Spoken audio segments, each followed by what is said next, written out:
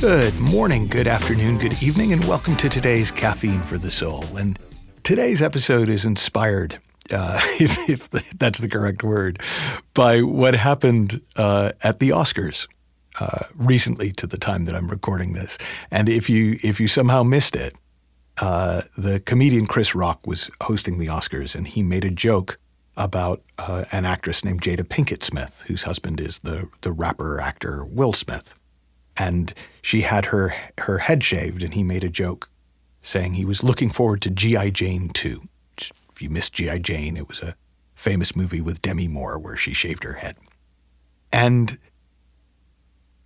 it looked, watching it live, like Will Smith found the joke funny and Jada Pinkett Smith did not find the joke funny. But the next thing that we all saw, the 15 million of us watching live and the tens of millions who watched it later, was Will Smith getting up, going up on stage, slapping Chris Rock across the face, and then getting into a shouting match with him on live television. Now, what was interesting about watching that and about watching the reaction on social media afterwards was what everyone was debating, as best I could see, was who was right and who was wrong.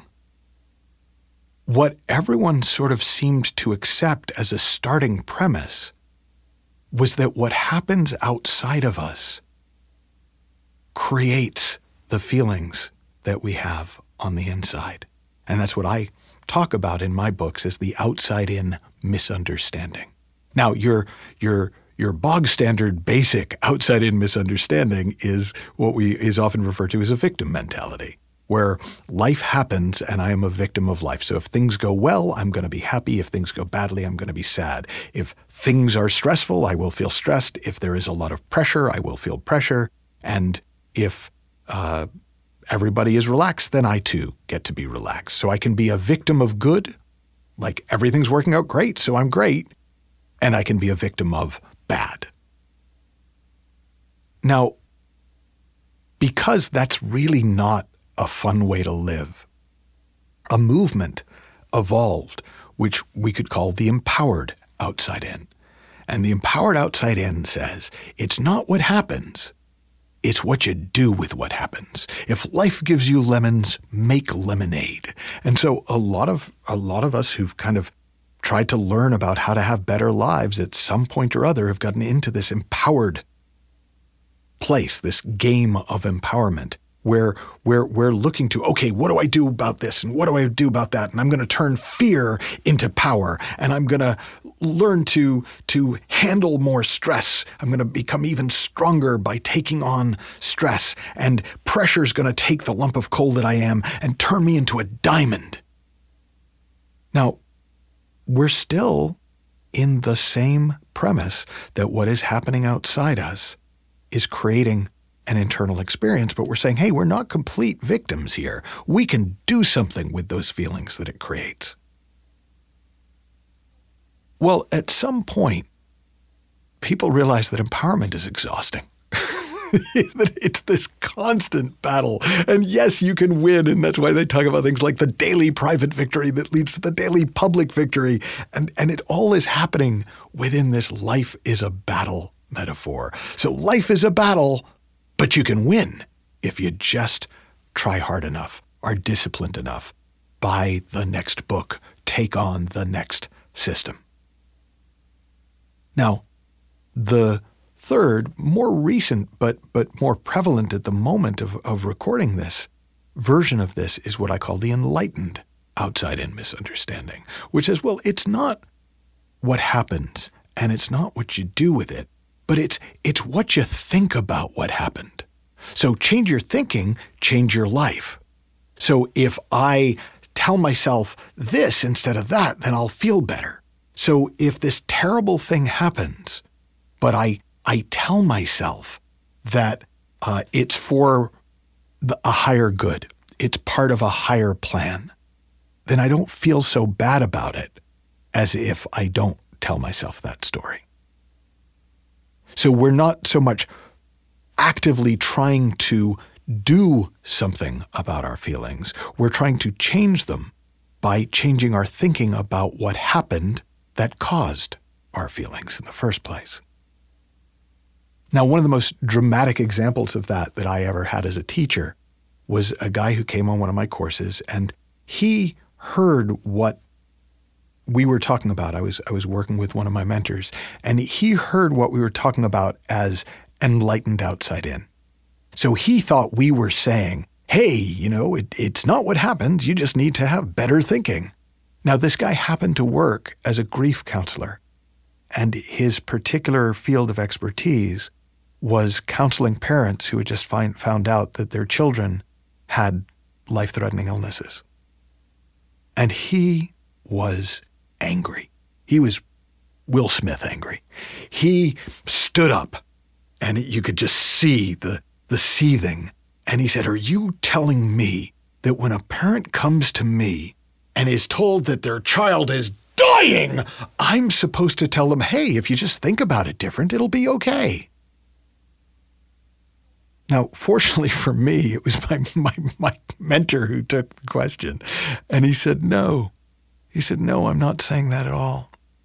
He said, what I'm saying is, by the time you've taken the fact that a child's life may end, which is simply true, and turn it into, my child is dying, it's already done. There's no point in thinking differently about that. You've already thought it into a tragedy. And so the inside-out understanding points to the fact that we're living in the feeling of thought, not the feeling of circumstances. That not everyone creates events in the same way. To say even that it was a terrible tragedy, we've already created it in a particular light. We've already created an entire story around it. And to try and manipulate our actions in the empowered outside in, or manipulate our thinking in the enlightened outside in so we feel better about that story, is kind of missing the point. We don't have to create that story in the first place. So what gets really interesting is when you start to see the difference between this idea that it's what happens to me creates the feeling, and then I can maybe do something about it, I can maybe think differently about it, to we are 100% of the time experiencing 100% of our thinking. You start to see how many of our behaviors and strategies for handling life are based on that misunderstanding. And whether you think when the comedian said the mean thing to the actor's wife, the actor should have smiled and nodded it off, or the actor should have done this, or the actor should have done that, is, to my mind, missing the larger point. That what the comedian said did not cause what the actor felt. What one human being says does not cause what another human being feels. Now, that doesn't mean it wasn't mean. It doesn't mean that any behavior would be appropriate or inappropriate. It just means that when you see you are not a victim, an empowered victim or enlightened victim of circumstances, of what anybody else might say, you're free to follow your own knowing and follow your own wisdom. And from that place of freedom, I can tell you this for sure. Babies don't get in fistfights and start swearing at people, even when somebody disses their mom's hair. Have fun, learn heaps, happy exploring, and I'll talk with you soon.